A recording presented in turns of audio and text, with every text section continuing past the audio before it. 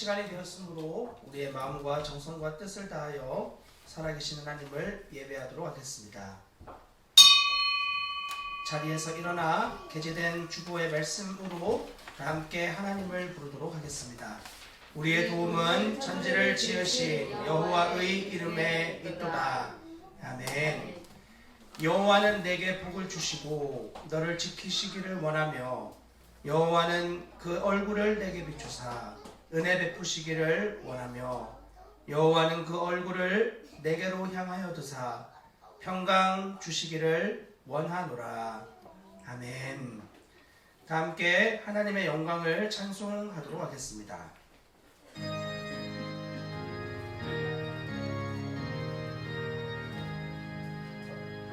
만복의 근원 하나님 온 백성 찬송 드리고 저 천사여 찬송하세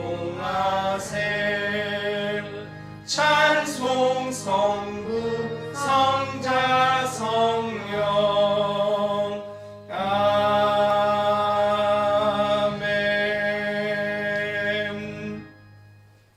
교동문 9번 시편 15편을 교독하도록 하겠습니다.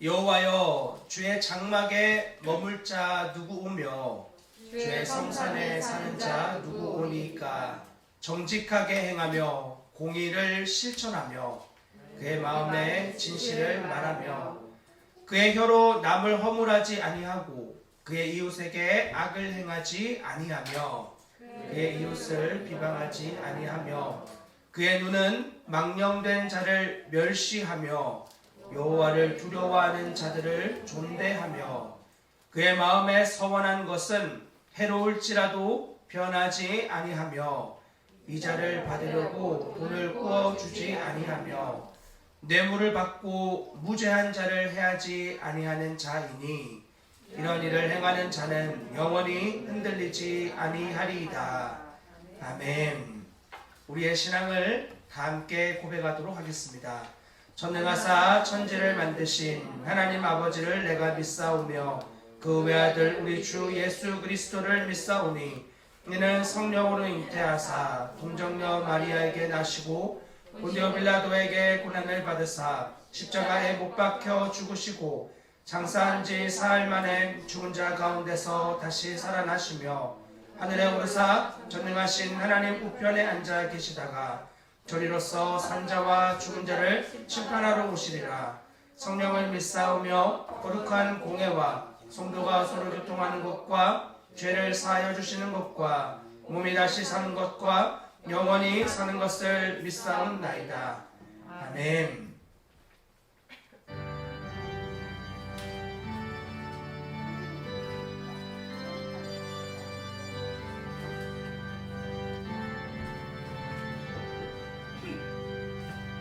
찬양 성부 성자 성령 성삼위일체께 영원 무궁하기까지 영광을 돌리세 영광을 돌리세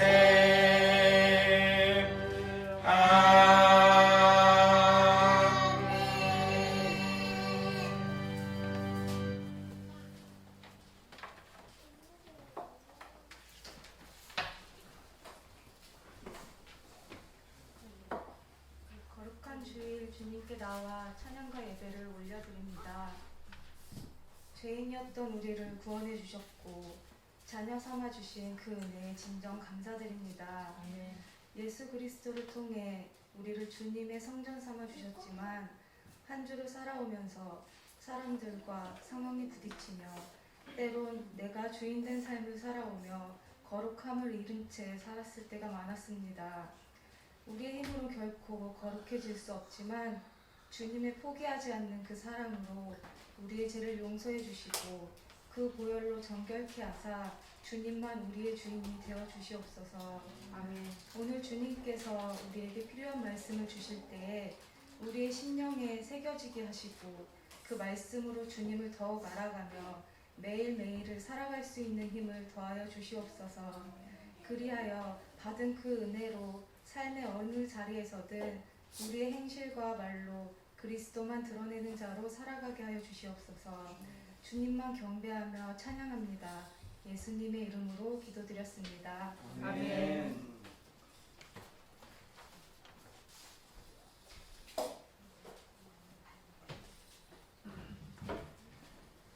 우리를 향한 주님의 용서의 확증의 말씀을 다 함께 믿음으로 선포하도록 하겠습니다. 그러므로 생각하라. 너희는 그때에 육체로는 이방인이요 손으로 육체에 행한 할례를 받은 무리라 칭하는 자들로부터 할례를 받지 않은 무리라 칭함을 받는 자들이라. 그때 너희는 그리스도 밖에 있었고 이스라엘 나라 밖의 사람이라. 약속의 언어들에 대하여는 외인이요 세상에서 소망이 없고 하나님도 없는 자이더니 이제는 전에 멀리 있던 너희가 그리스도 예수 안에서 그리스도의 피로 가까워졌느니라. 아멘. 이 말씀을 믿음으로 취하시기를 바랍니다. 우리 다 함께 자리에서 일어나 찬송 456장을 부르도록 하겠습니다.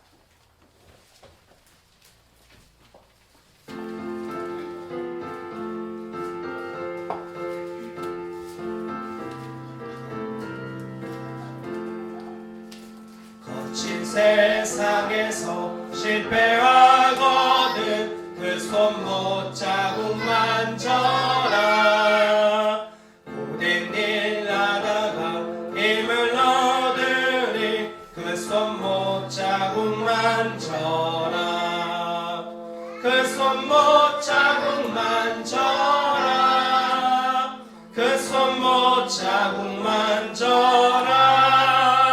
주가 널 지키며 인도하시니 그 손못 자국 만져라. 내가 어둠 속을 걸어갈 때에 그 손못 자국 만져라. 주가 참 평안을 내게 주시니 그 손못 자국 만져라. 그 손못 자국 만져라. 그 손못 자국 만져라. 주가 널 지키며 인도하시니 그 손못 자국 만져라. 내가 부활의 주 따라가려면 그 손못 자국 만져라. 내가 주 안에서 길이 살리라. 그 손못 자국 만져라.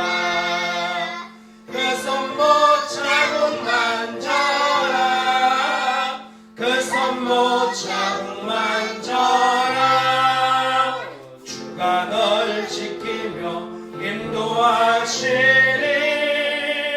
그 손못 자국 만져라. 너의 죄악의 짐 무거울 때에 그 손못 자국 만져라. 마음 문 열고서 주를 모셔라. 그 손못 자국 만져라. 그 손못 자국 만져라. 그 손못 자국 만져라. 주가 널 지키며 인도하시니 그 손못 자국 만져라. 아멘. 착석하여 주시기 바랍니다. 이 시간 교회 소식을 함께 나누도록 하겠습니다. 주보의 뒷면을 참조해 주시기를 바랍니다. 먼저 오늘 예배에 나오신 모든 분들을 우리 주님의 이름으로 환영하고 축복합니다. 오늘은 성찬이 있는 5월 첫째 주일입니다. 말씀에 비추어 자신을 살피고 하나님을 경외함으로 이 성찬의 자리에 참여하시기를 부탁드립니다. 4월달 재정 보고서가 다 정리가 되었는데 아직 인쇄가 되지 못했습니다. 예배 후에 교회 뒤편 주보 게재하는 곳에 놓아둘 터이니 반석중앙교회 성도님들은 한 부씩 가져가 주시고 우리의 한 달을 먹이고 입히신 주님의 손길을 다시 한번 목도할 수 있기를 바랍니다. 예수님의 사람 제자 훈련 이제 속회 모임으로 진행하고 있는데요. 교재 구입에 어려움이 있으신 분은 양혜원 자매에게 이야기를 해주시면 됩니다. 이제 2분 신청이 들어와서 2분의 책은 교회에서 이제 구매한 상태이고요. 혹시 이번 주부터 1단원으로 시작이 되는데 교재를 구입하지 못하신 분이나 어려움이 있으신 분은 이야기를 해주시기를 부탁드립니다. 지난주 예배 모임 통계와 헌금은 주보의 하단에 게재되어 있으니 참조해 주시면 되겠습니다. 한 주간 새벽 예배 말씀 본문도 게재된 주보의 내용을 참조하시기를 바랍니다. 기타 다른 광고는 주보의 내용을 참고하셔서 확인해 주시면 되겠습니다. 우리 다 함께 찬송가 526장을 찬송하도록 하겠습니다.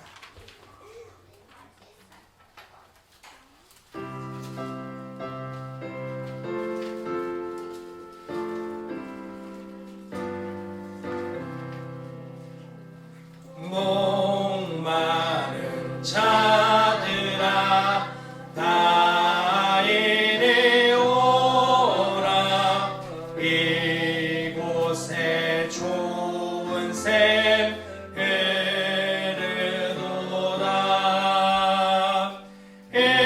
힘쓰고 애씀이 없을지라도 이 샘에 오면 다 마시겠네.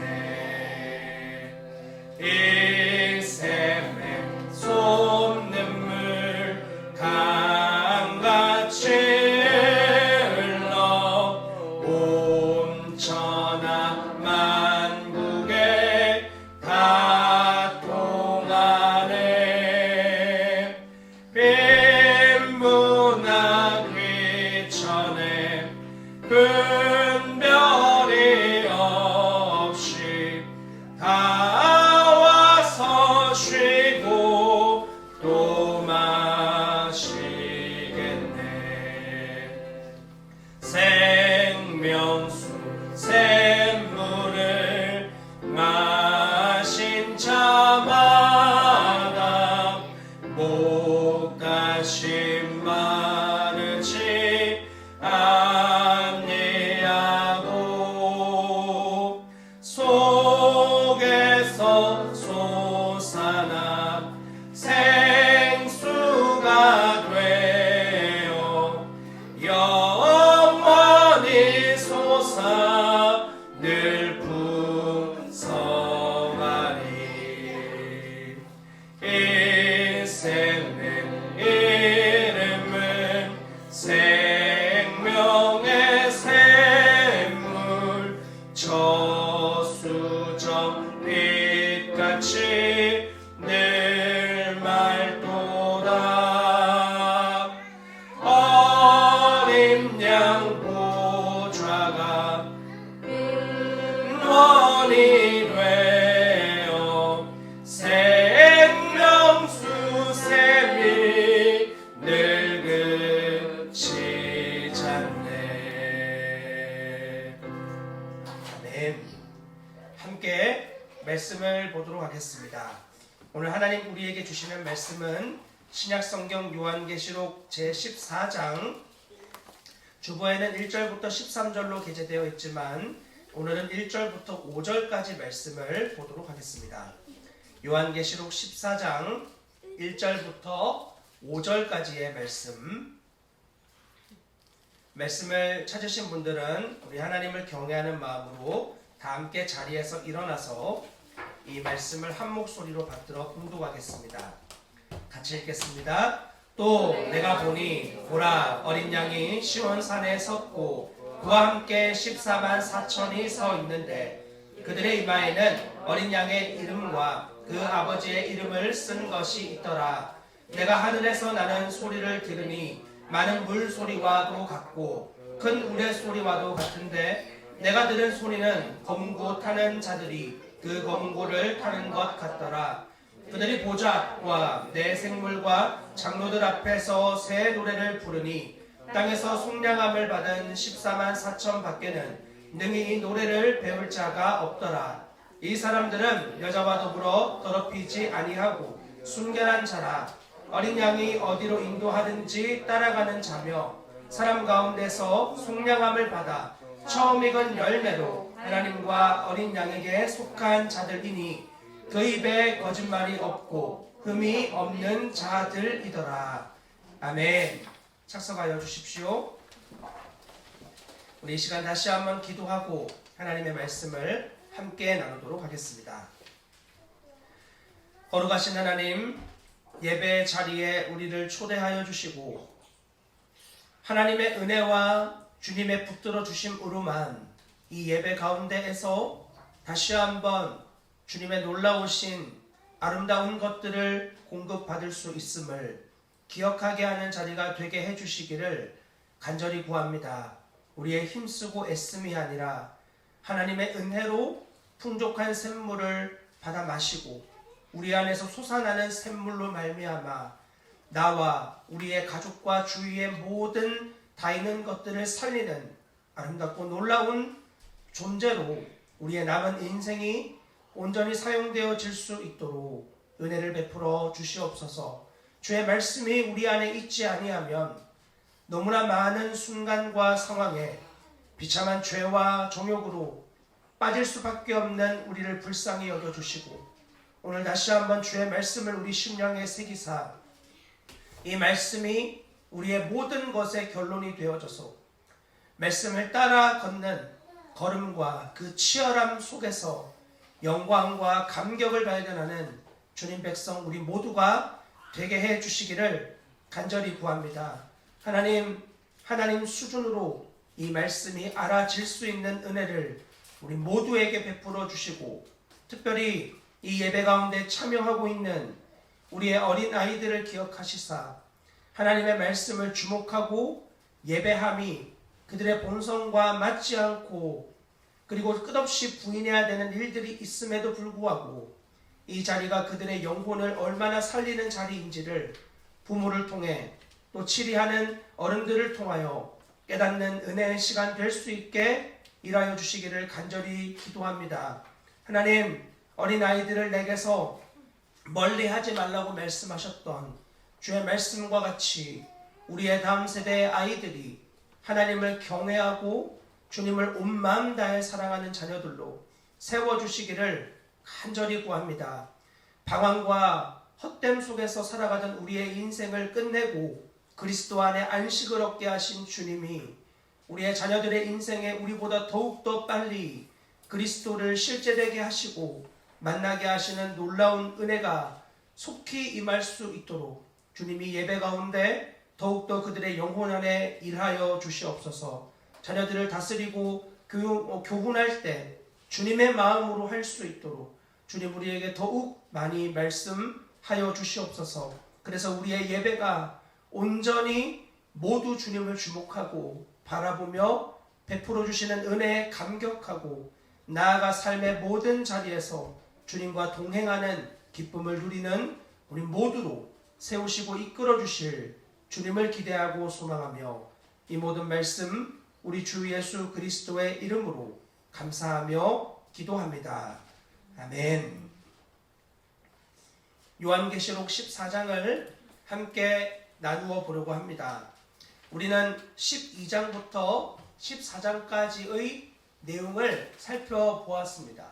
12장부터 14장까지는 하나의 단락이고 한 단위의 이야기인데 그 안에는 굉장히 많은 내용들이 환상으로 들어가 있고 보여지고 있는 것이죠. 우리가 11장에서는 성전이 회파되어지고 그리고 두 증인이 등장하여 악의 세력에 의하여 고통당하고 죽임을 당한 뒤 그들이 부활하여 하나님 곁으로 가게 되고 악의 세력이 멸망당하는 것을 11장에서 함께 살펴보았습니다. 12장부터 14장까지는 그 짧은 11장의 내용을 확장판으로 보여주는 것들입니다. 악의 세력이 어떤 존재인지, 그리고 그 악의 세력에 대항하는 주님의 몸된 교회는 어떤 존재인지, 그리고 오늘 우리가 함께 살펴보는 이 본문에서는 천상에서 주의 몸된 교회, 이 교회들이 어떠한 모습으로 있는지를 더욱 구체적으로 알려주고 있는 것입니다. 우리는 12장과 13장을 통해서 악의 삼위일체를 살펴보았습니다. 용과 바다에서 올라온 짐승, 그리고 땅에서 올라온 이 짐승들의 모양을 보았고, 그들은 하나같이 하나님을 따라하는 존재들이었습니다. 그리고 그 짐승의 표를 받은 자, 그들은 단순하게 이야기하면 세상에 속한 자들이라고 이야기를 할 수 있습니다. 그리고 14장 1절에서 우리가 함께 보았던 말씀처럼 14만 4천이 서 있는데 그들의 이마에는 어린 양의 이름과 그 아버지의 이름을 쓴 것이 있더라 라고 하며, 신자와 그리고 세상에 속한, 즉 세상이 인친 자들과 하나님께 인침받은 자의 대비를 보여주고 있는 것입니다. 이것은 특이한 어떤 문양이나 어떤 행위, 그래서 나는 사탄에게 속했다 라는 것을 단순히 뜻하는 의미가 아니라고 이미 지난 시간 많이 말씀을 드렸습니다. 무엇을 해서 나의 전인이 통제되는 그런 일은 거의 존재하지 않습니다. 신앙은 언제나 우리의 전인을 요구합니다. 우리의 지성과 감정과 의지, 이 모든 것이 유기적으로 우리 안에 작동되어져서 우리 안에 허락되어진 예수 그리스도의 생명으로 이것을 행하는 것, 그것을 신앙으로 우리에게 요구하는 것입니다. 그러므로 어떤 힘과 그리고 어떤 자의적인 것이 아니라 타의에 의하여 우리가 내 의지와 상관없이 감정과 지성과 의지를 완전히 빼앗기게 된다면 그것은 결코 하나님이 저와 여러분들에게 죄에 대한 것을 물으실 수 없습니다. 왜냐하면 그것은 통제당하고 있는 것이기 때문인 거죠. 속임과 통제는 완전히 다릅니다. 속임은 말 그대로 속은 거예요. 속아서 지성과 감정과 의지를 다 자의로 행한 겁니다. 그러나 통제를 당한 것은 자기의 자의가 아니에요. 말 그대로 자기의 의지와 상관없이 되어지는 일들, 거기에 대해서는 책임을 물을 수가 없는 거죠. 그러므로 뭔가를 우리 안에 심어서 우리의 의지와 지성과 감정과 전혀 상관없이 행동하는 이런 일에 대해 논리적으로 하나님은 우리에게 죄를 물으실 수 없는 겁니다. 그러므로 반드시 사단에게 속한 짐승의 표는 우리의 전인을 요구하는 것들이고, 그것이 속임이든 혹은 어떤 것이든 간에 우리의 지성과 감정과 의지가 분명하게 동의되어져서 하는 일들이라는 것을 기억할 필요가 있어요. 책임을 짐승의 표에다가 넘기시면 안 됩니다. 그것은 반드시 우리의 전인이 들어간 행위였고 그 일에 대한 결과도 우리의 전인이 들어간 결과인 것입니다. 절대로 내 의지와 상관없이 된 거야. 그렇게 하나님 앞에서 핑계 댈 수 없는 것이라는 것을 기억하십시오. 그러므로 짐승의 표는 단순히 말하면 세상에 자기의 마음을 들인 사람들이에요. 세상의 가치와 논리대로 살기로 작정한 자, 육신의 정욕과 안목의 정욕과 이생의 자랑대로 살아가기로 작정한 자. 다양한 이유가 있어요. 일을 하면서 돈이 있어야 돼. 우리는 가정이 있고 돈이 있어야 돼. 그래서 밤낮 쉬지 않고 일을 합니다. 아이들은요. 다 다른 곳에 맡겨놓는 거예요. 그걸 제가 나쁘다고 말하진 않겠습니다. 그러나 보십시오. 아이들이 가장 필요로 하는 존재는 장난감도 아니에요. 우리가 어릴 때 불렀던 노래 중에 어른들은 몰라요라는 노래가 있어요. 장난감만 사주고 예쁜 옷만 입혀주면 그만이냐고. 그런 노래 여러분 다 기억하시죠? 자녀들을 사랑해서 그런 예쁜 옷과 장난감, 좋은 음식을 사주려면 돈이 필요합니다. 그래서 더 좋은 것을 사주기 위해 나의 모든 시간을 다 할애해요. 심지어 아이들과 같이 있는 시간도 할애해요. 그리고 밤이 늦게 집으로 돌아와서 이 아이가 잠들 때 만납니다. 그리고 잠들어 있을 때 나가요. 이 아이가 정말 필요한 부모의 사랑을 전혀 얻지 못하고 엄청나게 많은 사람들이 지금도 살아가고 있습니다. 그 아이들이 진짜로 그렇게 우리가 필요한 것처럼 돈을 원할까요? 우리는 그렇게 열심히 돈을 벌고 있다면 그것이 정말 그리스도 안에서 자족하기 때문에 하고 있는 것인가요? 그리스도 안에서 자족하고 만족하는 이유 때문에 그러한 치열함을 살고 있다면 얼마든지 존중할 수 있습니다만, 그 버는 이유가 철저하게 세상의 논리 때문에, 세상의 가치에 매여서 내가 하고 있는 것이라면 그것은 반드시 죄와 직결됩니다.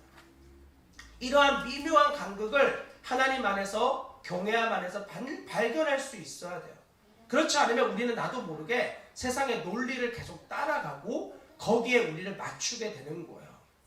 자, 이렇듯 우리는 우리에게 우리의 전인을 들여 그리스도보다 세상에 속하게 만드는 쪽으로 방향을 틀게 만드는 이러한 세상의 강한 힘과 그리스도께 인침받은 존재와의 대결이 이제 14장에서 등장을 하게 되어집니다.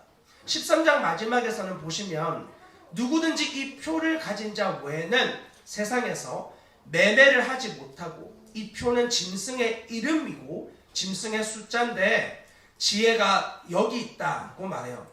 짐승의 표가 없으면 이 땅에서 아무렇게도 살 수 없을 뿐더러 가장 기본적인 매매도 할 수 없는 어려움을 겪는다는 거죠. 그리스도인들이 집단적으로 그러한 어려움을 겪은 적은 아직 역사 가운데 거의 없습니다. 하지만 점점 시대가 종말로 다가갈수록 그리스도인들이 받는 박해와 어려움은 더욱 커질 것입니다. 우리의 존재 자체가 세상에 대한 불편함과 걸림이 되어지는 거야. 그래서 그렇게 우리를 여기고 보고 때로는 고통을 주고 힘들게 만드는 그러한 가운데 사람들이 살아가는 것으로 이제 13장이 마무리되고 14장은 거기에서 넘어 천상의 세계에서 어떠한 일들이 있는지를 이제 보여주는 내용입니다. 14장 1절을 보시면, 내가 보니 보라 어린 양이 시온산에 섰고 그와 함께 14만 4천이 서 있는데 그들의 이마에는 어린 양의 이름과 그 아버지의 이름을 쓴 것이 있더라고 이야기해요. 여기에 기록되어져 있는 시온산은 눈에 보이는 이스라엘의 시온산이 아닙니다. 이 시온산은 대부분 성경에서 예언자들이 이야기했던 시온, 즉 하나님이 거하시는 장소를 의미하는 표현의 가능성이 훨씬 높아요. 왜냐하면 13장까지 이 땅에서 그리스도인들이 고통받고 어려움을 당하는 그런 가운데 있는데 초점이 시온산으로 옮겨지는 거예요.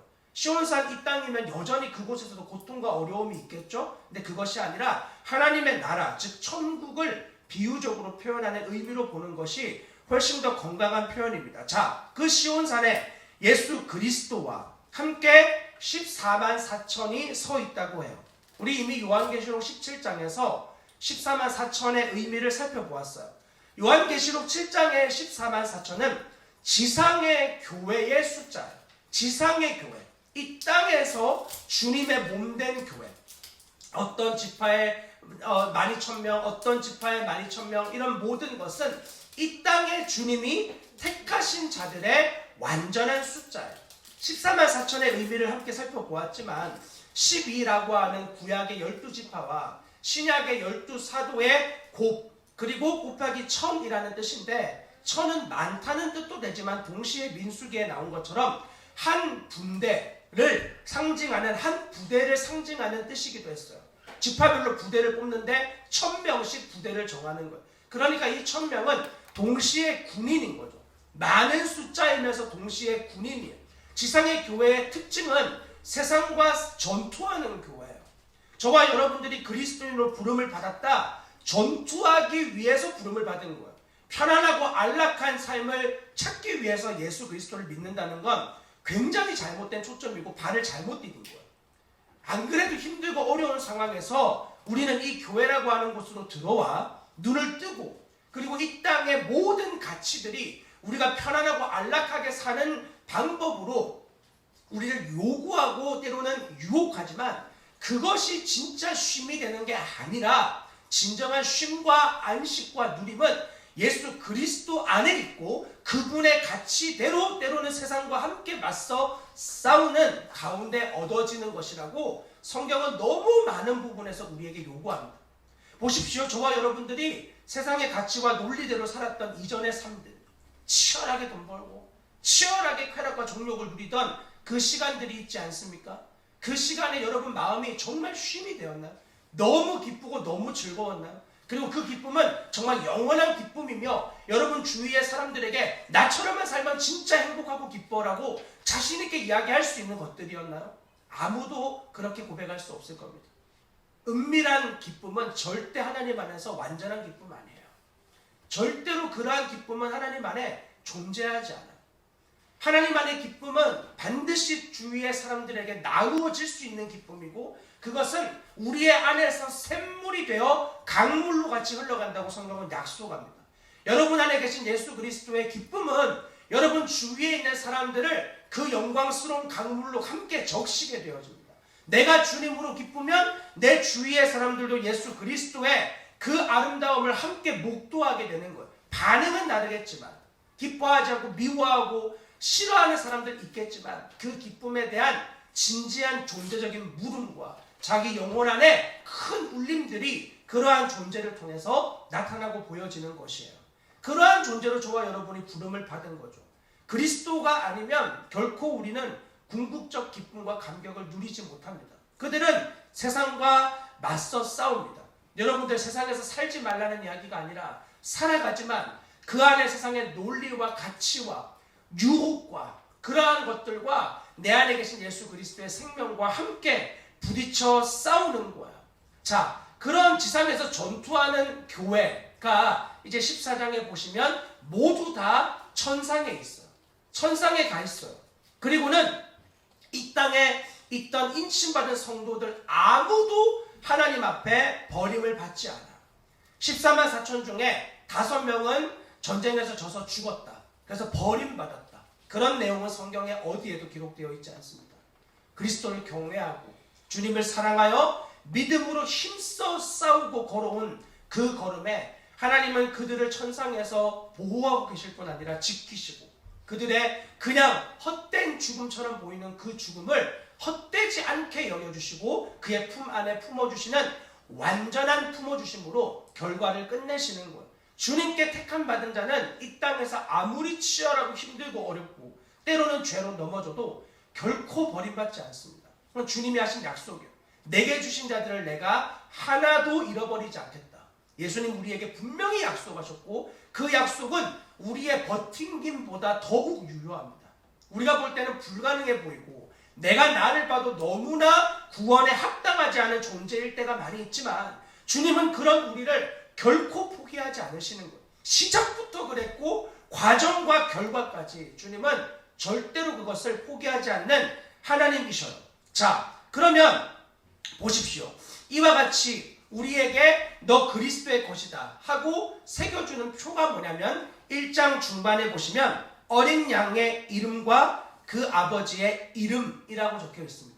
이것은 짐승의 표와 완전히 대비되는 것이죠. 짐승의 표는 짐승의 이름이 기록이 되어 있어요. 이름이라는 것은 그의 존재를 의미하는 거예요.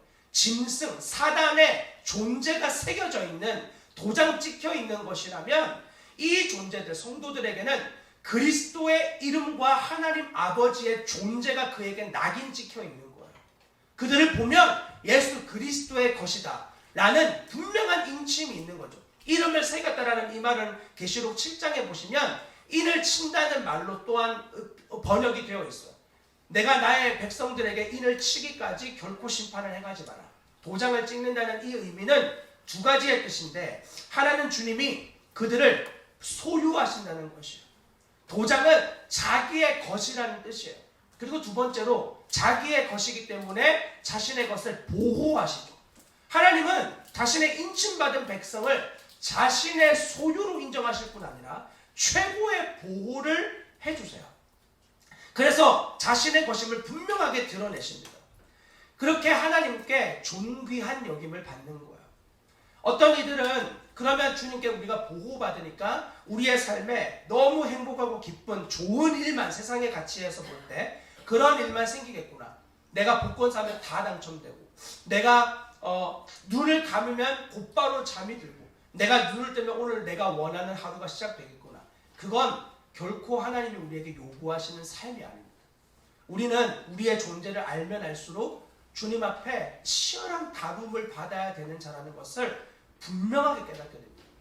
하나님의 말할 수 없는 수많은 치열한 다루심이 우리 안에 있지 않으면 우리의 이 옛사람의 습성과 껍질이 그렇게 쉽게 벗겨지지 않아요. 아주 혹독한 다룸과 힘듦 안에서 하나님 앞에 정말 올바른 모습으로 우리의 삶이 드러나고 나타나게 되어 있어요.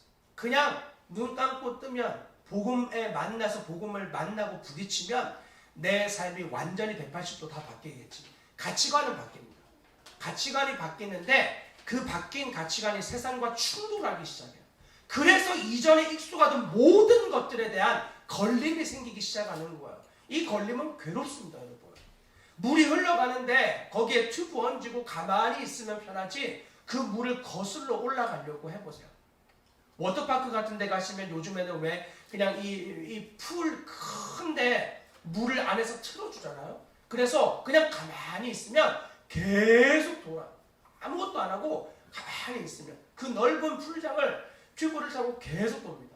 그 얕은 물과 약한 유속을 거슬러 가려고만 해도 힘들어요. 근데 세상이 그렇게 잔잔한 물은 아니거든요. 굉장히 거칠고 여러분과 저를 잡아삼키기 위해 쉬지 않고 노력하는데 그것을 거스르려면 보통 힘든 일 아닙니다. 그리스도를 따라가는 것 굉장히 어렵고 힘든 일입니다. 여러분의 본성을 거슬러야 하고 성경은 그것을 자기를 부인하고 날마다 십자가로 가는 길이라고 우리에게 이미 분명하게 선언했어요. 십자가는 감상적인 자리로 가는 게 아니에요. 고통스럽고 힘들고 완전한 처절한 죽음의 자리에 너 나를 따라오려면 날마다 거기로 가야 된다고 우리에게 요구합니다. 그러므로 힘든 일이 생겼을 때 여러분 안에 가치관이 충돌될 때 기뻐하십시오. 저와 여러분이 주님의 택한 받은 자들이라는 가장 완벽한 표시예요. 그리고 그것이 거기 가치관의 충돌에서만 머물러서는 결코 안 되죠. 주님의 소유되었고 주님의 보호되어진 자들은 어디로까지 나아가야 되는가? 좀 더 보십시다. 2절과 3절 말씀입니다. 내가 하늘에서 나는 소리를 들으니 많은 물소리와도 같고 큰 울의 소리와도 같은데 내가 들은 소리는 검은고 타는 자들이 그 검은고를 타는 것 같더라. 그들이 보좌 앞과 내 생물과 장로들 앞에서 새 노래를 부르니 땅에서 속량함을 받은 14만 4천 밖에는 능히 이 노래를 배울 자가 없더라 라고 이야기합니다. 자, 14만 4천의 사람들이 부르는 노래, 여기에서는 새 노래라고 적혀 있어요. 새 노래라고 하는 이 단어는 오덴 카이넨이라고 적혀 있는데 말 그대로 뉴송이에요. 새로운 노래예요. 왜 천국에서 있는 14만 4천이 부르는 노래는 새 노래일까? 그것은 천국에서 그들이 언제나 바라보는 하나님과 예수 그리스도가 날마다 새로우시기 때문이에요. 여러분, 천국에 가면 우리가 하나님이나 예수 그리스도를 완전히 다 이해할 수 있을 거라는 착각을 하고 있는 사람들이 있어요. 절대 그렇지 않습니다. 천국은 피조물이 더욱 피조물 되어지는 곳이고 창조주는 더욱 창조주로 높임받는 곳이라고 했어요. 피조물은 절대로 창조주를 완전하게 이해하지 못해요. 예전에 고 오카르 목사님이 설교 때 잠깐 언급을 하셨던 내용인데 이 땅에서 예수 그리스도의 십자가를 다 이해한다는 것도 불가능하지만 천국에 가서 예수 그리스도를 바라보면 더더욱 그 십자가를 이해하기 어려울 거라고. 왜냐하면 천국에서는 예수 그리스도가 육체로 오셨다는 사실을 우리가 이해할 수 없을 만큼 너무나 존귀하고 영광스러운 모습으로 그곳에 하나님 우편에 계실 터인데 그분을 딱 목도하는 순간 어떻게 저런 분이 나와 같은 자를 위해서 이 땅에 육신으로 오셔서 십자가에 처참하게 죽으셨단 말인가? 그 사실을 깨닫게 되고 더더욱 그리스도 앞에서 그분이 행하신 일이 감당이 안 된다는 거예요. 이것이 하나님 경외하는 사람들의 특징이에요. 천국에서는 절대로 하나님을, 예수 그리스도를 우리가 온전히 다 이해하지 못할 뿐더러 날마다 하나님과 예수 그리스도의 풍성하시고 충족스러운 그분의 영광을 새롭게 목도하고 바라보게 되어져요. 그리고 그 안에서 너무너무 기쁘고 감격된 마음이 찬양으로 우러러나오고 만들어지는 거예요. 아이들 보십시오.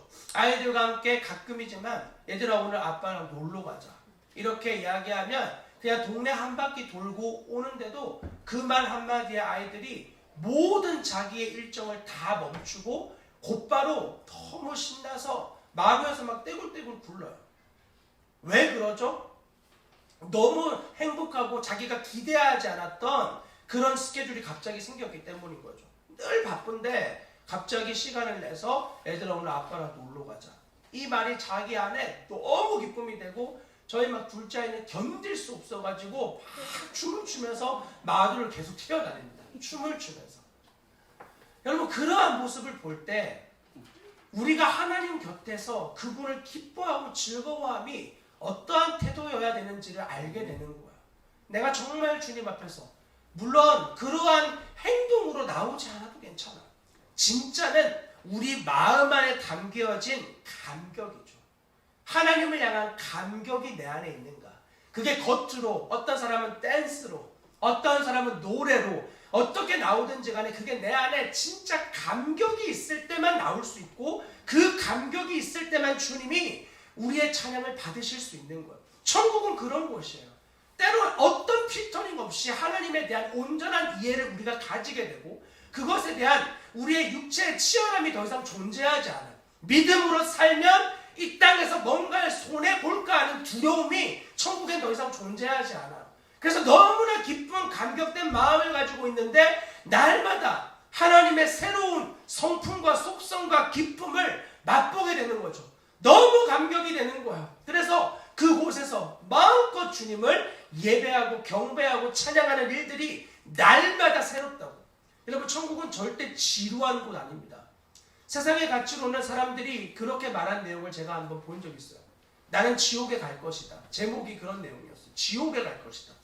어떤 정신나간 사람이 쓴 글인가 하고 보는데 천국에 봐라. 천국을 사모하는 사람들을 봐라. 교회 다니는 사람들 봐라. 다 이 땅에 소망 없는 사람들 아니냐. 그런데 지옥에 간다고 하는 사람들 봐라. 다 우리가 좋아하는 추구하는 것들을 열심히 살았던 사람들이다. 지옥에는 광란의 댄스 파티가 있을 것이다. 클럽 같은 그 뜨거운 열기와 그리고 그곳에 취해 사는 사람들, 즐기는 사람들, 그러한 곳이 지옥이다. 그러면 나는 지루한 천국보다는 신나는 지옥에 갈 거예요. 그렇게 이야기해요. 여러분 얼마나 비참한 이야기입니까? 천국을 단지 그러한 쾌락의 요소로 여기는 사람들은 주님도 불편하고 자기도 불편할 거야. 이 땅에서 이미 불편해요. 예수님 너무 불편해. 나와 함께 계시지만 여기에만 계시면 좋겠어. 여기 딱 끝나고 나의 삶의 자리에 돌아가서는 예수님이 나를 지켜만 주시고 간섭은 안 하셨으면 좋겠다는 사람들. 그들은 저는 정직히 말하지만 천국을 모르는 사람들. 천국을 아는 사람은 모든 부분에 그리스도가 계시기를 소망하고 바라고 추구하고 열망해요. 그리고 그분은 결코 지루하신 분이 아니에요. 지루하다면 우리의 열정이 주님 앞에서 식어서 그런 것이지 그분은 결코 지루할 수 없어요.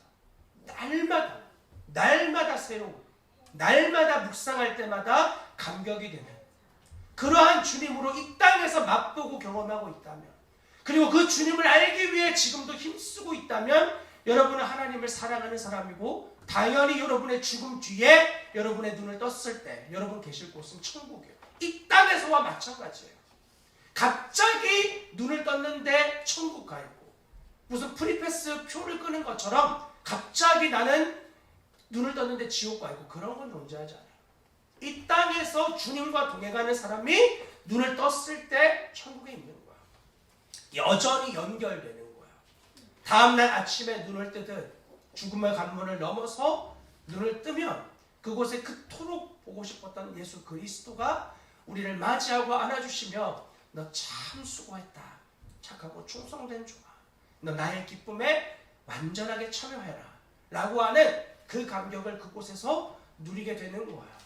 이 땅에서 주님을 사랑하지 않는 사람이 천국에 갈 일은 거의 없습니다. 거의 불가능합니다.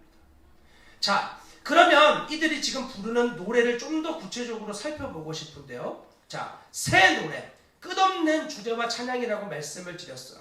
이것은 에베소서와 골로새서에 나와 있는 말씀을 가지고 좀 더 구체적으로 말씀드리고 싶어요. 에베소서 5장 18절과 19절, 그리고 골로새서 3장 16절과 17절의 말씀은 공통적으로 바울이 이렇게 말합니다. 시와 찬송과 신령한 노래들이라고 말입니다. 교인들에게 부탁해요. 시와 찬송과 신령한 노래들을 불러라. 시는 우리가 잘 아는 시편이에요. 시편. 그리고 찬송들은요, 대부분 성경에서 기록되어진 노래로 기록된 말씀들이에요. 성경에 보면 출애굽기나 여기 민수기 가운데에 하나님이 모세를 통해서 이 내용을 노래로 지어 사람들에게 부르게 하라라고 하는 내용들이 언급됩니다.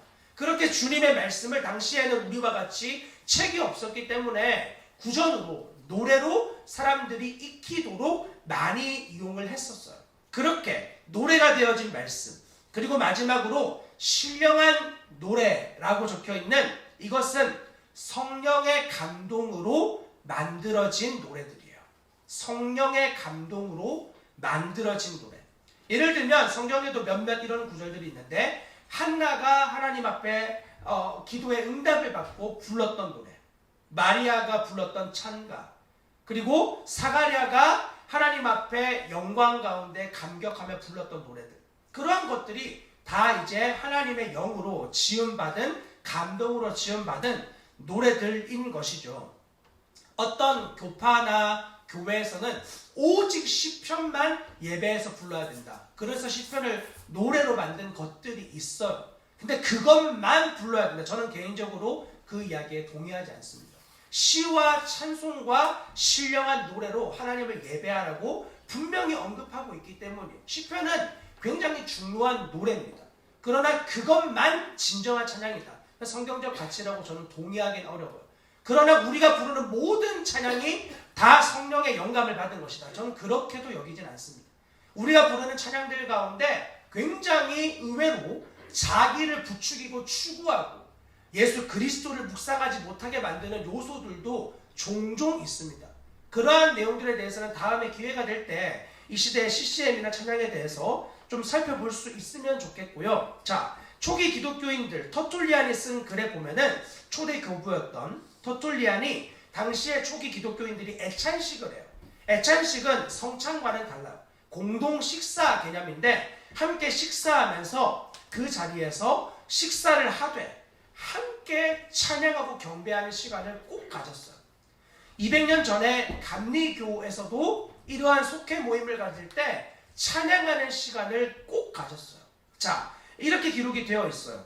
물로 손을 씻고 나면 불이 켜졌고 다른 사람들이 지켜보는 가운데 한 사람씩 돌아가면서 자신이 성경에서 배워 알고 있는 내용이나 마음에서 우러나오는 것으로 하나님을 노래하였다. 그들은 우리처럼 이런 찬양을 가지고 있지 않았어요.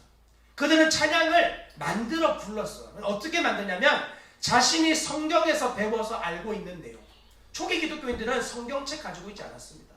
이 성경책이 우리의 손에 들려지기까지 지금으로부터 그 초기 기독교 때부터 약 1600년이 지나야 개인 소유가 가능하게 되고, 그리고 한참 시간이 지나서 인쇄술이 발견하게 발전되어지는 그때 비로소 사람들이 성경책을 소유하게 되는 일들이 일어나게 돼요. 아주 오랜 시간이 걸립니다. 그 전까지는 대부분 다 구전이었어요. 말로써 전해지는 그러한 것들이었죠. 그래서 말씀을 들어서 그 말씀을 오래 기억하기 위해 말씀을 외울 수 있는 노래를 만들었어요. 그래서 말씀을 자기가 알고 있는 거 노래로, 그리고 그 말씀은 언제나 마음이 우러나오는 것이었어요. 여러분, 찬양의 핵심이 뭐냐고 물어본다면 찬양의 핵심은 내 마음의 우러남이에요. 여러분의 마음에 하나님을 향한 경외감이 우러러 나오는 것. 이것이 천국에서 불려질 노래이고, 그리고 동시에 우리가 이 땅에서 부르는 찬양의 태도예요. 그와 같은 태도가 없이 찬양을 부른다면 여러분의 영혼은 이미 냉랭해진 상태이고, 그것은 하나님 앞에 온전한 예배가 결코 되어질 수 없습니다. 하나님 앞에 온전히 기도하셔야 돼요. 주님, 찬양을 부를 때 하나님 앞에 감격하며 부를 수 있게 해달라고. 여러분의 인생 가운데 그런 일이 분명히 있었을 거예요. 복음을 만나고 예수 그리스도와 경외하는 가까워진 시간 가운데 가사 하나하나를 부르면 너무나 내 마음을 그대로 표현한 것 같은 이러한 놀라운 일치되어진 일들이 아마도 있으셨을 거예요. 그러한 것들이 지금은 이미 잃어버렸다면, 그리고 그것을 당연하게 여기고 있다면 여러분 영혼이 병들어 있을 가능성이 높아요. 주님께 간절히 은혜를 구하셔야 돼요. 하나님, 이 땅에서도 하나님의 놀라우심을 마음속에서 우러러 나오며 감격하며 찬양할 수 있게 해달라고 말입니다. 자, 그래서 이 본문에서 14장 3절의 끝에 보시면 이렇게 되어 있어요. 14만 4천 명 밖에는 능히 이 노래를 배울 자가 없더라. 이 말은 구원받은 자들의 특징이 하나님을 찬양함에 있다는 것을 분명하게 보여줍니다. 하나님을 찬양하는 것, 그냥 예배 시간에 부르는 게 아니라 찬양이 자신의 마음 안에 하나님을 향한 우러러 나오는 마음이 노래로, 감격으로 표현이 되어지는 거죠. 에베소서와 골로새서의 이 찬양에 대한 본문 5장 18절과 19절, 그리고 골로새서 3장 16절 17절 끝에 하나같이 뭐라고 기록되어져 있나 보십시오.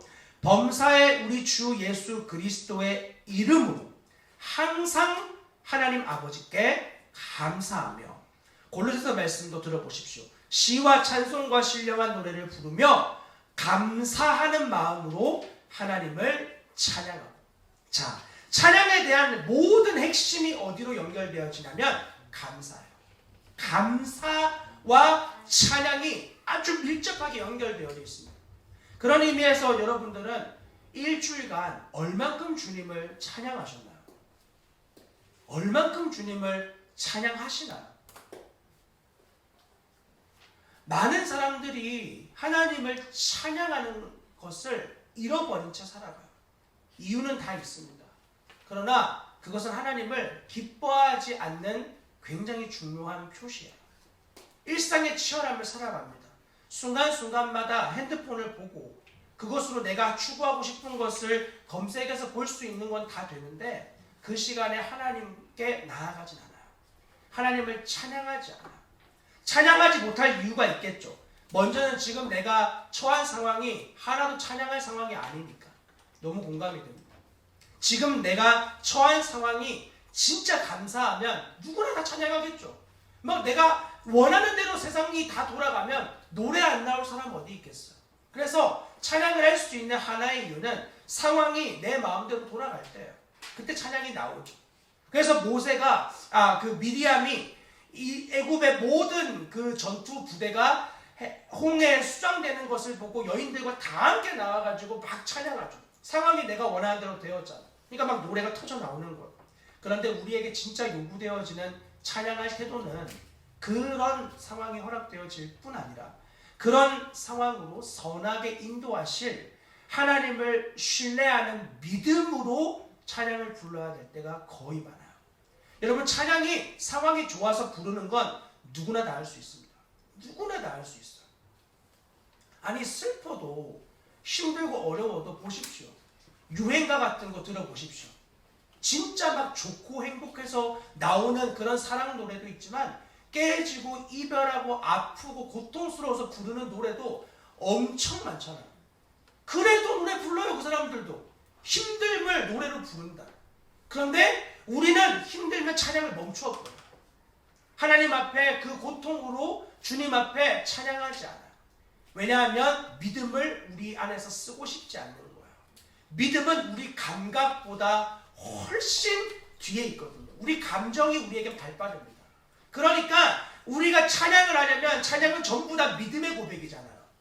이 힘들고 어려운 그런 나의 모든 상황에 대하여 주님이 아시고 주님이 궁극적으로 해결하신다. 능계 찬송가 안에도 진짜 많이 있고 우리가 아는 찬양 가사에도 진짜 많이 들어있는데 결국 힘들고 어려운 그 모든 것에서 주님으로부터 해결된다는 이 믿음의 도식에 나를 대입시키고 싶지 않다니까. 지금 내 상황이 안 그렇다라는 이유 때문에. 그러니까 늘 자주고만 하는 거야. 힘든 거. 세상의 노래들 보면 다 힘들다, 어렵다, 외롭다, 지친다. 너는 행복해라. 난 더 힘들 테니까. 그런 걸 멋있는 거라고 표현하고 막 뮤직비디오 보면은 나는 더 힘들게 막 괴로워하는 거를 아주 멋있게 생긴 배우가 나와서 멋있게 힘들어하고 멋있게 담배 피고 멋있게 술 마시고 멋있게 누워져 있으니까 멋있는 것처럼 배우는 거지. 그게 우리 가까운 사람이라고 생각해보세요. 그게 멋있는가. 장동건 같은 배우가 그렇게 술 먹고 엎어져 있으면 멋있어 보일지 몰라도 그 일반 사람이라고 생각해 보라고. 여러분 자녀라고 생각해 보세요. 그 멋있어 보여요? 와 진짜 멋있다. 자기 감정에 아주 충실하네. 아무도 동의하지 않습니다. 빨리 털고 일어나야지. 얼른 일어나야 되는 거잖아요. 여러분 사단이 그렇게 우리를 속여요. 그 감정 안에 완전히 매몰되도록 우리를 속이는 거예요. 거기에 마음을 빼앗기면 산산조각 나는 겁니다. 주님은 우리에게 믿음을 요구하세요. 너 그런 거 안다. 너 그런 존재인 거 안다. 너 그렇게 가능성 없는 자인 거 안다. 그래서 너 그 모습 그대로 나에게 가지고 나와서 너 내 앞에 서라. 그러면 믿음으로 주님을 바라볼 때 감사할 것들이 보이기 시작하는 거예요. 지금은 안 감사한데, 지금은 여기에 대해서 기쁨이 나오지 않는데 이 상황을 허락하신 하나님을 인정하는 믿음으로 서 있으면 비로소 이 모든 것을 가지고 합력하여 선을 이루실 주님이 신뢰되어지게 되는 거예요. 그리고 이것을 완전하게 바꾸실 하나님을 기대하는 믿음으로 찬양하게 되는 거죠. 여러분 그렇게 찬양의 자리에 나아가셔야 돼요. 그게 바로 믿음을 가진 자예요. 믿음을 가진 자. 상황이 좋을 때만 찬양하는 건 누구나 다 합니다. 주님은 우리에게 믿음으로 찬양하길 원하세요. 천상의 세계에서 이 땅에서 치열하게 전투한 자들이 하나도 잃어버리지 않고 천상에서 마음껏 나 하나님을 경배하고 찬양하고 있는 것처럼 너 지금 이 상황에 두려워할 필요 없다. 너 이 상황에 염려할 필요 없다. 내가 완전하게 다 이룰 거야. 내 뜻대로 다 이루어져. 너는 마치 재방송을 이 땅에서 보고 있는 것과 같아. 그러니 두려워하지 말고 넌 날 찬양해라. 넌 날 경배해. 너의 마음에서부터 나를 향한 감사가 끊이지 않게 해라. 여러분 하나님 우리에게 그렇게 찬양을 요구하시는 거예요. 형식적인 찬양은 하나님을 업신여기는 일이 되어집니다. 하나님을 불러도 그게 음정이 잘 맞니 안 맞니, 박자가 맞니 안 맞니, 그건 중요한 문제 아니에요. 하나님 안에서 감격하며 부르는 그 영혼의 상태가 저와 여러분 안에 회복되어질 수 있는 거예요. 어려운 일이 있을 때 그때 주님 앞에 나가는 거예요. 찬양하는 거야. 그리고 주님이 이 상황에서 하나님 완전하게 이루실 것 기대합니다. 그러한 믿음으로 그 자리에서 찬양할 때 여러분 영혼의 감격이 생겨나고 외부의 어떤 감정이 여러분 영혼에 침투하지 못하게 내 안에 샘물이 주님으로 인해서 감격하여 퍼올려지고 솟아나는 샘물엔 더러운 물이 유입 안 됩니다. 우리의 믿음의 삶에 찬양으로 그런 놀라운 일을 이루실 수 있기를 바라요. 자, 그러면 4절과 5절을 보십시오. 지상의 교회에 이 천상의 교회는 지상 교회의 모범이 되어지는데 하나님 찬양하는 자들 어떤 자들인가? 4절과 5절에 보시면 4절에 이 사람들은 여자와 더불어 더럽히지 아니한다 라고 첫 번째 특징을 보여줘요. 14만 4천의 특징은 여자와 더불어 더럽히지 않는 자. 여기 여자들이라고 적혀있는 이 여자라고 적혀있는 이 단어는 귀나이콘이라고 적혀있는데요. 정확하게 번역하면 여자들이에요.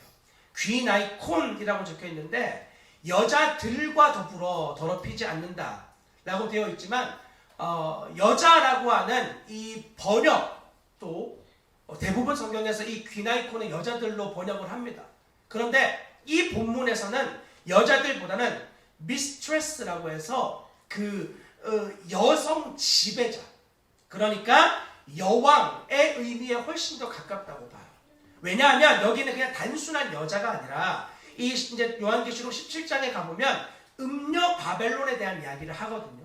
세상을 지배하고 주관하고 다스리는 음녀에 대해서 이야기를 해요. 이 음녀 바벨론을 상징하면서 동시에 음녀 바벨론의 하수인들, 이 바벨론의 가치를 아주 사람들에게 많이 현혹시켜주는 그러한 존재들을 여자들이라고 표현하는 거예요. 여기 계신 우리 자매들이 있는데 기분 나빠할 필요는 없습니다. 왜냐하면 잠언에 보면은 지혜를 다 여성으로 표현해요. 영어 성경 가지신 분들을 살펴보시면 지혜를 위스덤이라고 쓰지 않고 잠언에서 나오는 의미는 전부 다 그녀가 너를 부른다 하면서 지혜를 여성 인칭 대명사로 바꾸어 놓아요. 이것은 진짜 우리가 따라야 될 지혜 있는 여성과 그리고 동시에 늘 등장하는 음녀와의 대립을 위해서요. 한 존재를 유혹하기 위해서 한 여자가 있어요. 음녀예요. 완전히 인생을 파멸로 이끌어가는. 그런데 그 여자의 말을 듣지 말고 너 지혜인 그녀의 말을 들으라고 성경은 이야기를 합니다. 이렇게 예수 그리스도 지혜를 또한 여성으로 표현하기도 하고 동시에 유혹하는 음녀를 또한 여성으로 표현을 하고 있는 거예요. 자, 그 바벨론의 여인과 절대 마음을 빼앗기지 않고 또한 더럽히지 않는다라고 되어 있는데 에모레 테산이라고 적혀있는 더럽힌다라는 이 말, 이것은 그냥 가만히 어떤 게 있는 데에다가 오염물질이 묻은 그런 의미가 아닙니다. 여기에 적혀있는 더럽힌다라는 뜻의 성경적 의미는 더러움이나 찌꺼기로 오염되어져서 훼손된 상태예요. 훼손이 된 거예요. 그냥 오염된 것은 씻어서 원래 상태로 바꿀 수 있어요. 여기 적혀있는 더럽힌다라는 건 오염이 된 것뿐 아니라 훼손이 되어진 거예요. 상태가 변질되어진 거고 그렇게 된 거죠. 그래서 4절 중간에 보시면 더럽히지 않고 훼손되지 않고 순결한 자다라고 이야기합니다. 이들이 14만 4천의 특징이에요. 순결한 자. 이것은 다른 번역에 보면 처녀라고 적혀있기도 한데 그 말은 이 파르테노이라고 하는 말은 문장에 따라서 남성과 여성으로 쓰여지기도 합니다. 남성으로도 처녀라고 써요. 그 말이 어떤 의미죠? 순결함이라는 뜻이에요. 순결함. 어떤 게 순결함일까요? 순결함은 어린 양만 남은 사람이에요. 기억하십시오. 순결함은 어린 양만 남은 사람이에요. 순되게 깨끗함이라는 뜻이 아니에요. 어떤 더러움과도 부딪히고 싶지 않아서 속세를 떠나 산 이런 의미가 아니에요. 성경에 적혀있는 순결함은 철저하게 세상 한복판 가운데를 살아가지만 치열한 삶을 살아가지만 그 가운데에서 예수 그리스도만 남았다는 뜻이에요. 그래서 4절 끝에 보시면 어린 양이 어디로 인도하든지 따라가는 자다라고 말하는 거예요. 그게 순결함이에요. 순결함은 어떤 상황에서든 그리스도를 따라가는 거야. 그게 바로 주님이 보시는 너 순결한 자구나 이렇게 말씀을 하시는 거죠. 그들이 예수 그리스도의 신부인 거야. 여러분들의 치열한 삶의 자리에 아주 힘들고 어려운 과정 겪는 거 제가 다는 모르지만 힘들다는 거 정도는 알고 있습니다. 우리 인생이 원래 다 힘들어요. 살면서 야 넌 정말 기쁘지 행복하지 애기들이나 그렇고 어른이 되어지면 점점 인생의 무게는 가중되고 힘들어요. 그런데 그런 치열함 속에서 예수 그리스도만 남는 사람, 그 치열함 속에서 이 치열함을 안 겪고 싶어서 도망쳐 있는 게 아니라 치열함을 살아가는데 그 안에서 훈련되고 정죄되고 다분받아서 그리스도만 남는 사람, 이 사람이 바로 어린 양이 어디로 가든지 따라가는 자예요. 그 길 가면 너 죽어 큰일 나 라고 말하는데 그 길밖에 안 남은 사람이에요. 이 길 말고 다른 길이 없다고 자기 안에 결론이 찍어진 사람, 그 사람이 어린 양이 어디로 가든지 따라가는 사람이고 순결한 사람입니다. 자, 그리고 또 네 번째 특징은 처음 익은 열매로 하나님과 어린 양에게 속한 자다 하고 말해요. 처음 익은 열매라는 이 말의 뜻은 부활의 첫 열매 되신 예수 그리스도 이후에 우리를 뜻하기도 하지만 예레미야서 2장 3절에 보시면 이렇게 되어 있어요. 2절과 3절 말씀 제가 읽어드립니다.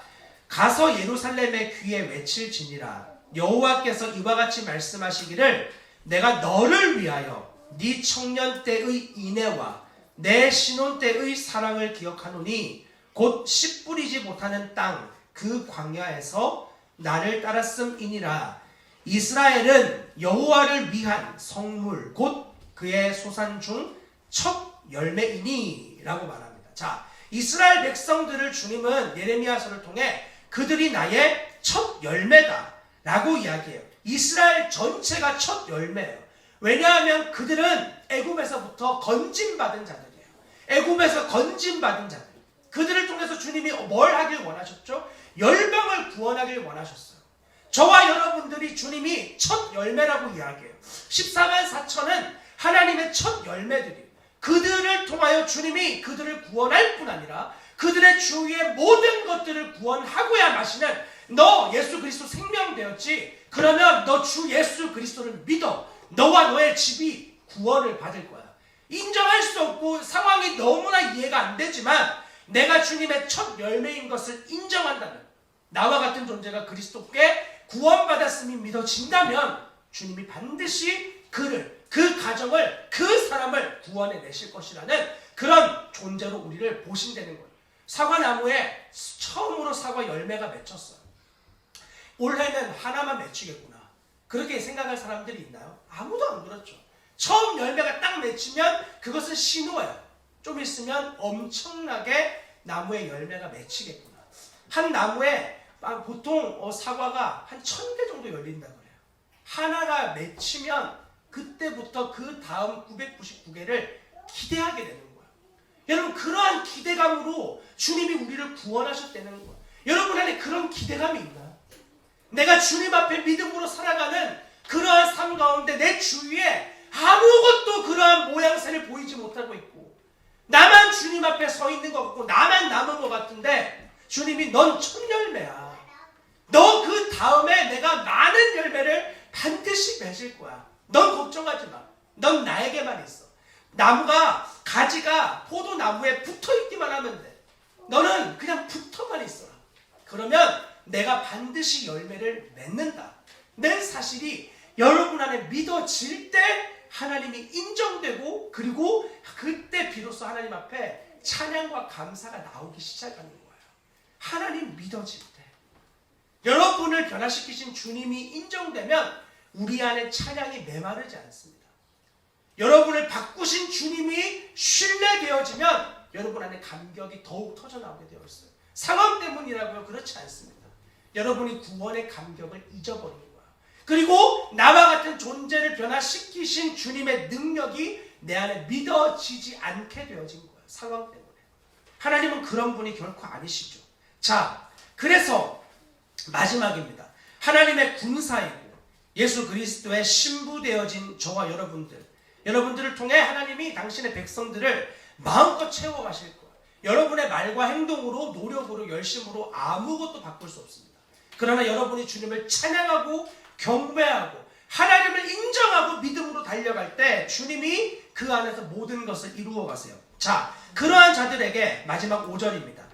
그 입에 거짓말이 없고 흠이 없는 자들이더라. 자, 14만 4천의 특징이 마지막이 거짓말이 없고 흠이 없음이라고 이야기해요. 자, 이제 좀 믿음으로 살아봐야 되겠다. 정말 주님을 신뢰하는 믿음으로 달려가야 되겠다. 결단 딱 했는데 마지막에 뭐라고 해요? 입에 거짓말이 없대요.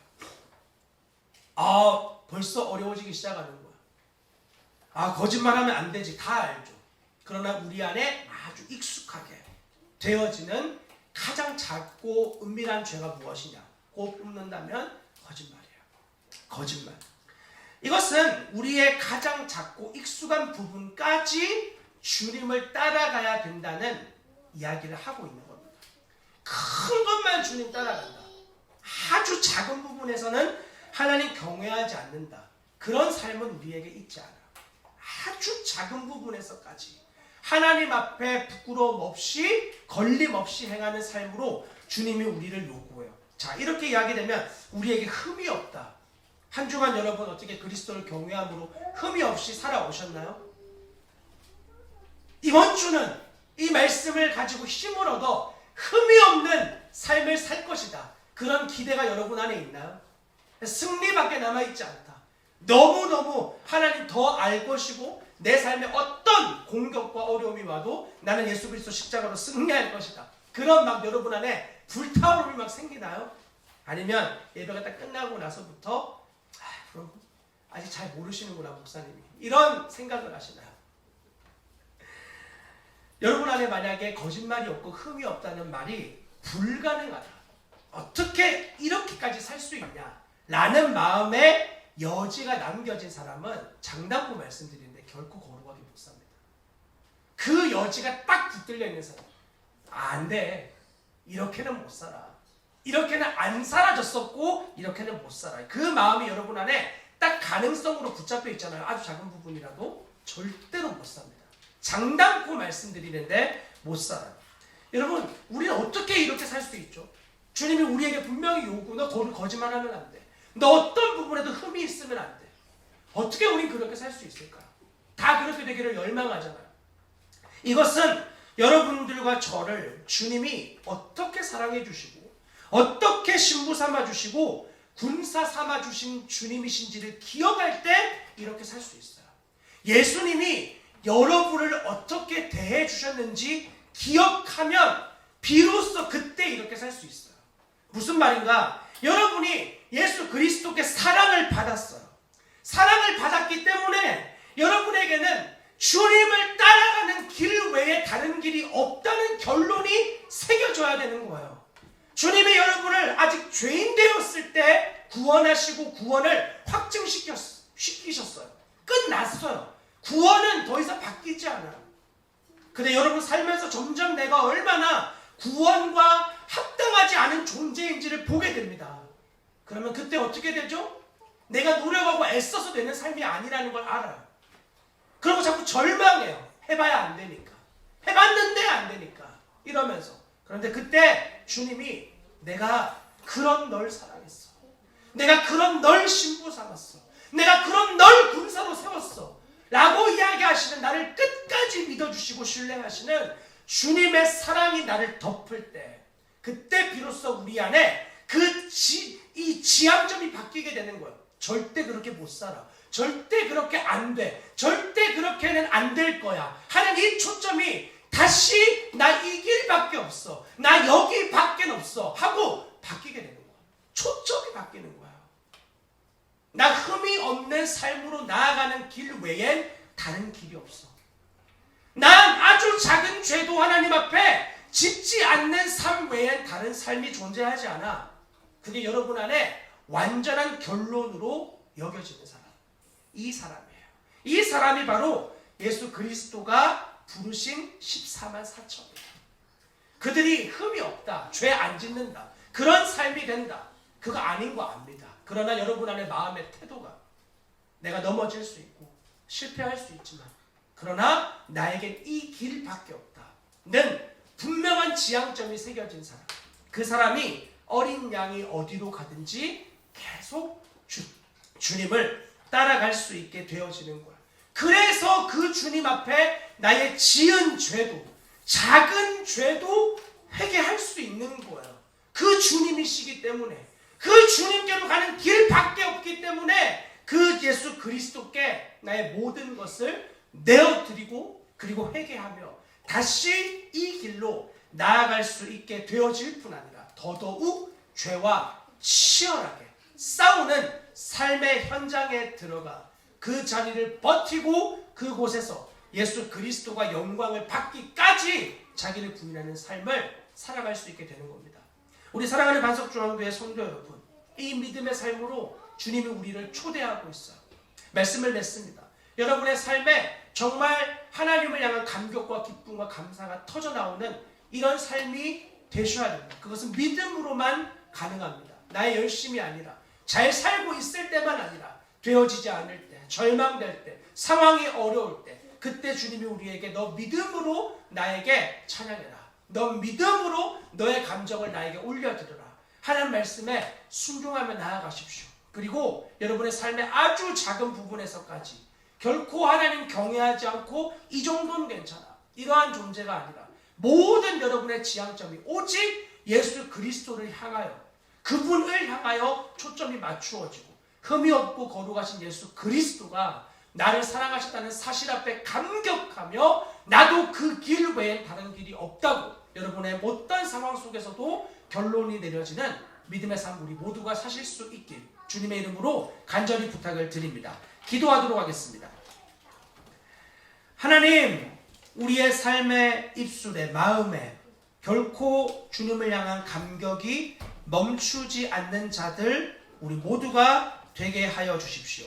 하나님, 그래서 점도 없고 흠도 없으신 예수 그리스도의 아름다움으로 우리를 덮으신 그 사랑에 감격하며 우리에게도 그 길 말고 다른 길 결코 가지 않는 오직 이 길, 십자가의 길, 자기를 부인하는 길 외에 다른 길이 없다고 자기의 마음 안에 완전한 결론이 내려지는 하나님의 아름다운 신부요 군사 주의 백성 우리 모두가 되게 하여 주십시오. 그런 영광스러운 삶으로 우리를 또 한 주간 살아가게 하시고 넘어지고 쓰러졌을 때 더욱 그 삶으로 우리를 달려가게 하실 주님을 기대하고 소망하며 우리 주 예수 그리스도의 이름으로 감사하며 기도합니다. 아멘. 네, 이 시간은 성찬 예식을 거행하도록 하겠습니다.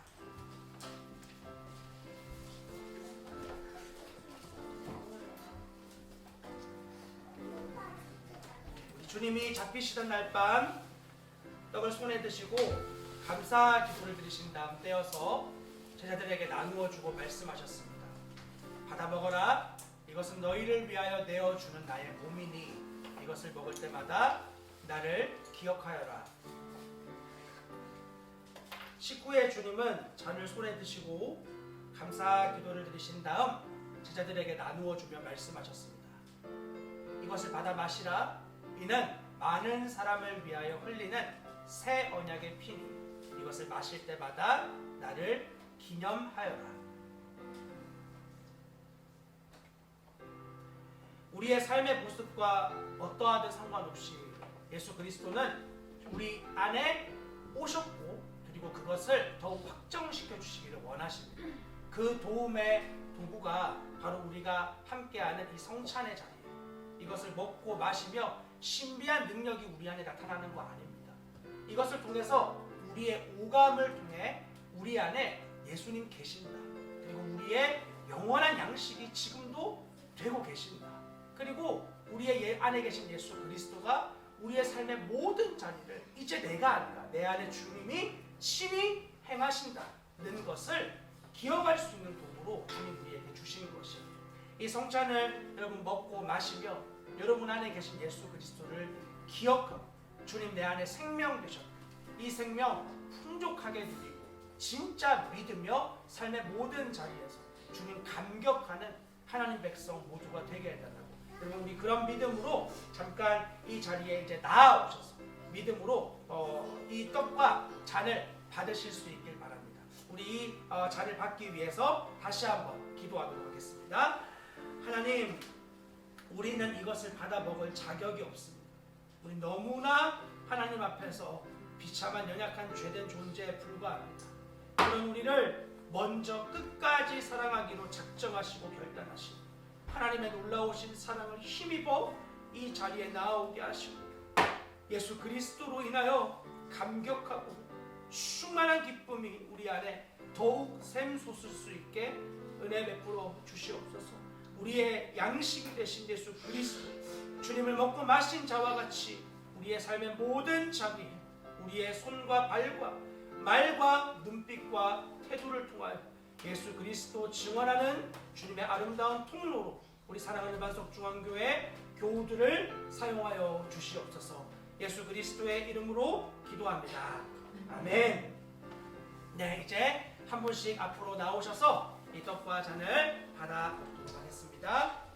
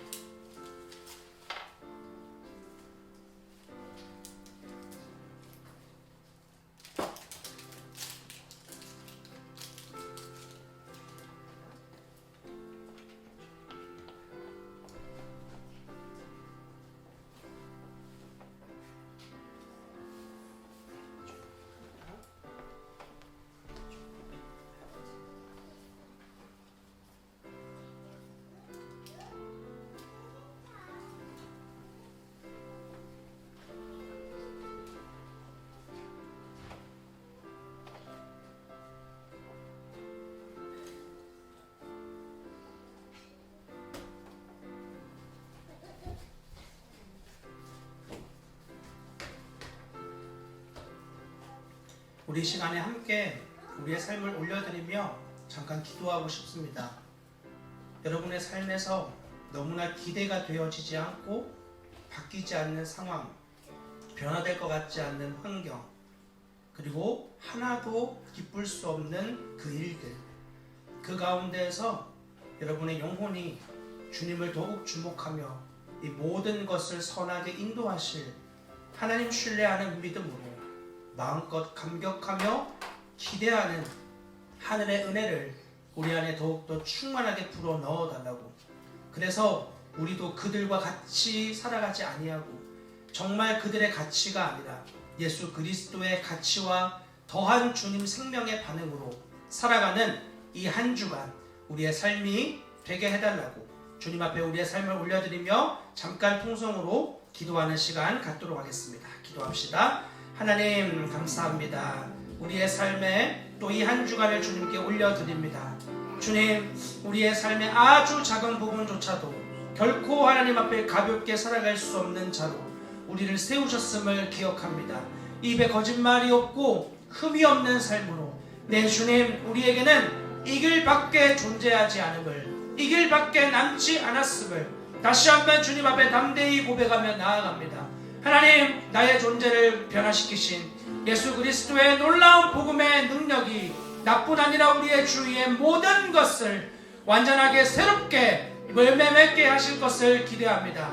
주여, 방법에 대해서, 시간과 때에 대해서 우린 잘 알지 못하지만 오늘 이 자리에서 우리의 삶의 순간순간마다 하나님 찬양하고 감격하고 기뻐하고 즐거워하기를 멈추지 않는 주님 백성 되어지게 하시고, 오 주님, 정말 주님으로 인해서 충분한 감사와 감격이 우리 안에 샘솟듯 일어날 수 있도록 은혜를 베풀어 주십시오. 감사할 수 없는 환경에서, 이 상황에서 절대 기뻐할 수 없을 것 같은 자리에서 정말 주님을 신뢰하는 믿음으로 감사하며 기뻐하며 감격하는 삶으로 우리의 삶이 온전히 드려질 수 있게, 오 주님, 그렇게 이 한 주간 마음껏 일하시고 인도하여 주십시오. 하나님, 가장 가능성 없는 존재를 변화시키신 주의 복음의 능력이 우리를 넘어 그 모든 것을 새롭게 하실 것을 신뢰합니다. 주님, 그렇게 우리의 삶에 마음껏 일하여 주시옵소서.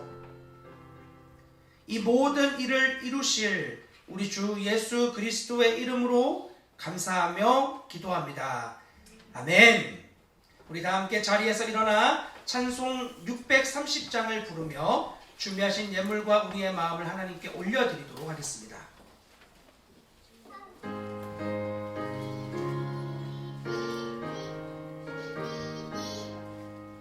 진리와 생명 되신 주, 이 몸을 바치옵니다. 믿음과 소망 사랑에 한 마음 되게 하소서. 아멘.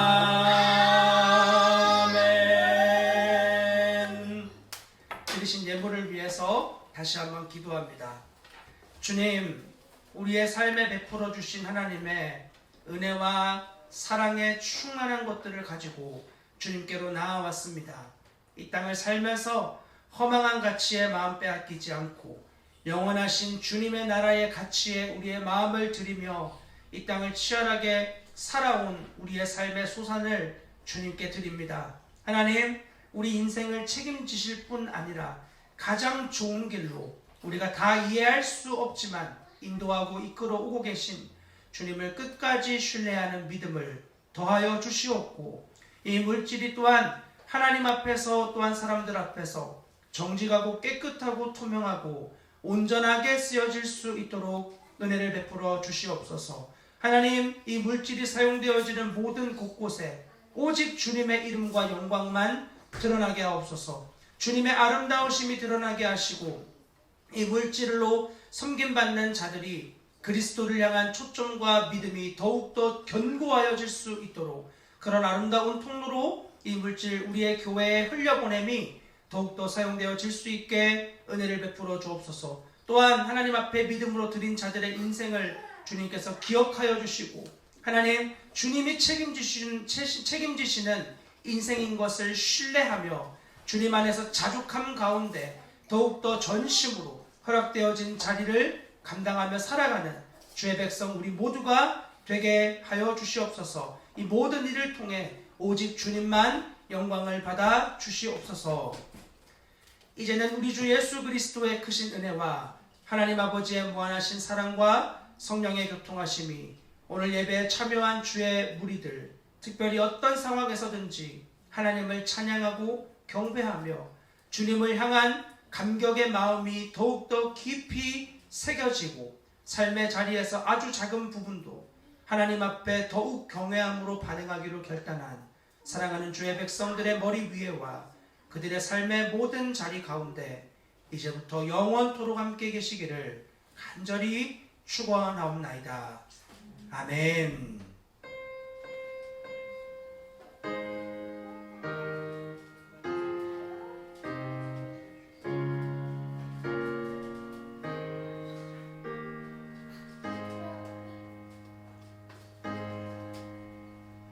예배를 마치도록 하겠습니다. 우리와 함께 하신 주님께 영광의 박수를 올려드립니다. 아멘. 주님이 하셨습니다. 함께 교제하시고 나눔하시는 시간 갖도록 하겠습니다.